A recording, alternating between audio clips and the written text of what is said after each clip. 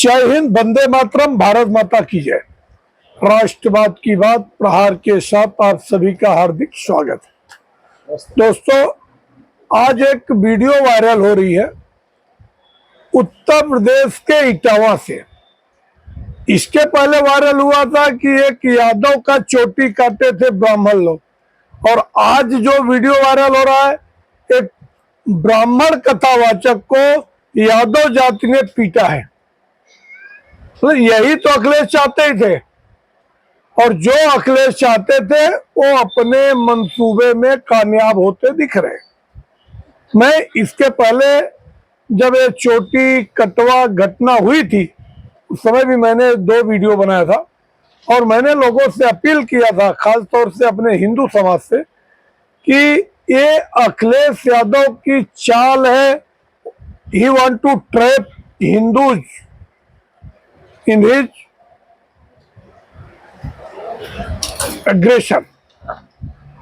और ऐसा हुआ कि अब वो अपने मकसद में, मंसूबे में कामयाब हो गया।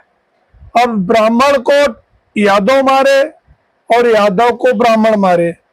ऐसे में ये होगा कि दोनों एक दूसरे को देखना नहीं चाहेंगे।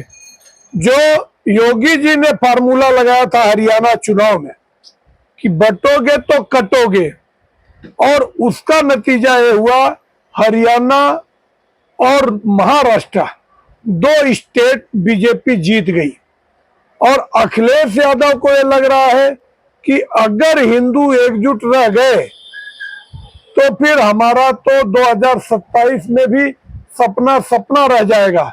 मगर मेरे सब्सक्राइबर, जितने मेरे व्यूअर हैं, या मेरे द्वारा जितने लोग हमें जानते हैं, मैं सभी से एक ही अपील करना चाहता हूं कि you must have to unite. क्योंकि हिंदुओं पे जो आने वाले समय में जो सामत आने वाली है, अगर एकजुट नहीं रहे तो केरल और कश्मीर और पश्चिम बंगाल वाली घटना उत्तर प्रदेश में भी होने वाली है। इसके लिए अब जो घटना हुई है कि पंकज उपाध्याय जो कि एक भागवत कथावाचक है, और वो इटावा में उनको बुलाया गया था एक यादव समाज के द्वारा कि आइए और चर्चा कीजिए, चर्चा करके फाइनल कर दीजिए कि आपका कैसे कार्यक्रम होगा। और वो गए थे और बारिश होने लगी तो रात वहीं पे रुक गए। तो गांव में लाइट नहीं थी, और उनको मिर्गी भी आता था, मिर्गी आती थी। वो बेचारे रात को टॉयलेट के लिए उठे, और टॉयलेट के लिए उठे तो फिर वो किसी चारपाई के पास चले गए जहां एक महिला लेटी हुई थी, और उन्हें पता नहीं था। इतने में यादव ने उनके ऊपर हल्ला बोल दिया और उनको इतना मारा, जूते पैर हाथ से, और मारने के बाद पुलिस बुला के हैंड ओवर कर दिया। अब ये बात है कि जो 10 साल से भागवत कथा कर रहे हैं, आज उनको जानबूझ के अगर पिटवाने के बाद अखिलेश यादव अगर खुश हो रहे हैं, इसका मतलब है कि ये हिंदू समाज को, चाहे यादव हो, चाहे पाल हो, चाहे ठाकुर हो, चाहे ब्राह्मण हो, चाहे बनिया हो, चाहे कुशवाहा हो, मैं सभी से एक अपील करना चाहता हूं कि जातियों में बंटोगे तो आप वापस भी कमजोर होंगे। और उत्तर प्रदेश में वैसे भी हिंदुओं की आबादी कम होते जा रही है, और आज यही टूट फूट की राजनीति करके अखिलेश यादव जब 3 सीट से 37 सीट पे पहुंच गए लोकसभा में, उनको ये पता है कि हिंदुओं को आपस में तोड़ा जा सकता है, और खास तौर से यादव समुदाय। अब यादव समुदाय अगर ऐसा कर रहा है, जानबूझ के अगर ब्राह्मण को पीट रहा है, तो ये कितना शर्मनाक बात है। क्योंकि यादव और ब्राह्मण का आज से नहीं, कृष्ण और सुदामा की दोस्ती थी, और भगवान कृष्ण यादव यदुवंशी थे, और सुदामा एक गरीब ब्राह्मण थे, मगर उनका पैर पखाड़ते हैं और जो इज्जत सखा के नाते देते हैं, इस मिसाल को कायम करना होगा। यादव समाज को आपस में नहीं विघटित होना होगा और हिंदू समाज को भी एकजुट होना होगा, और देश को अगर विश्व गुरु बनाना है तो ऐसे जाति विभेद में नहीं फंसना चाहिए।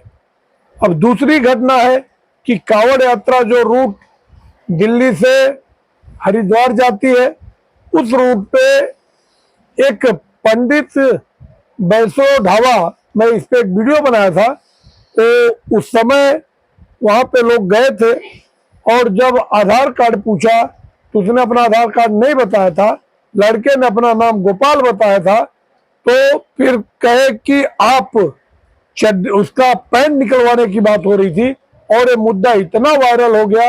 आज ओवैसी भी यही बात कर रहा था कि ये क्या हो रहा है, देश में कानून नहीं है।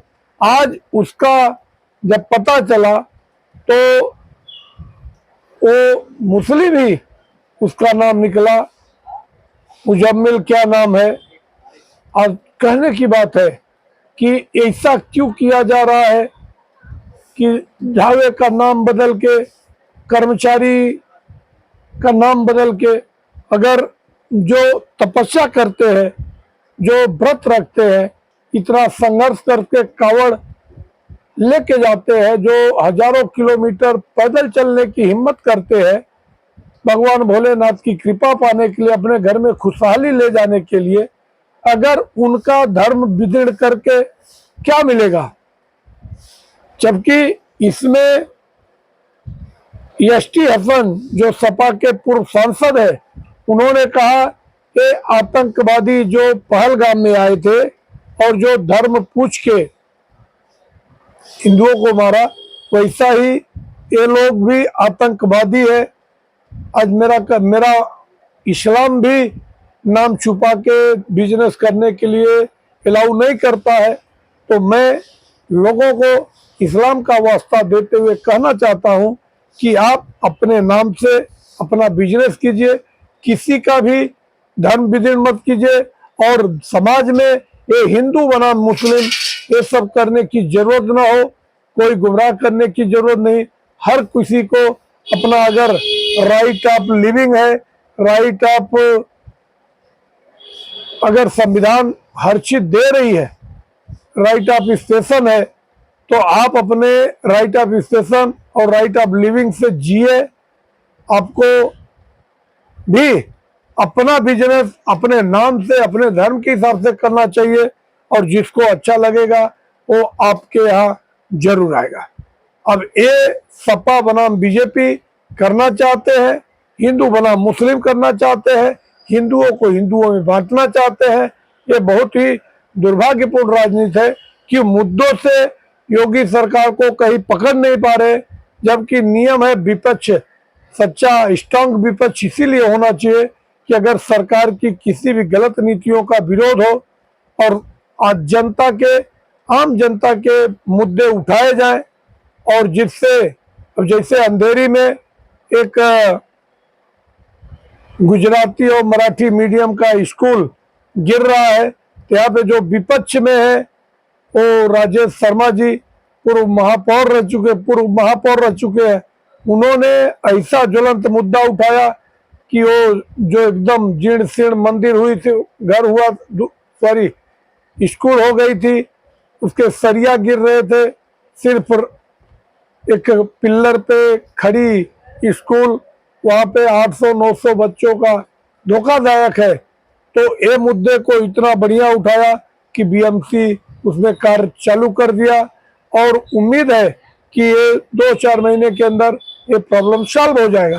तो ऐसा ही कंस्ट्रक्टिव अपोजिशन का मतलब ऐसे होता है कि देश में अगर कुछ भी सरकार के द्वारा कोई भी गलत फैसला हो रहा है या किस मुद्दे पे काम नहीं हो रहा है, उन मुद्दों को उठाना चाहिए, न कि ऐसे कॉम्प्लिकेटेड मुद्दे जो कि दो समुदायों में क्लेश पैदा करें। मैं इसका घोर निंदा करता हूं, और हिंदुओं में जो विभाजन हो रहा है ब्राह्मण और यादव में, इसका भी मैं लोगों को एक चेतावनी देना चाहता हूँ। ये वार्निंग है, ये अलार्म जल गया है। अभी आप लोगों को संगठित होने का समय है, बाद में आपके हाथ से रेत की तरह सब कुछ चला जाएगा। आप लोगों को अगर हमारा विश्लेषण अच्छा लगे, आप हमारे चैनल को सब्सक्राइब करें और अपने लोगों तक शेयर करें। जय हिंद, वंदे मातरम, भारत माता की जय। धन्यवाद।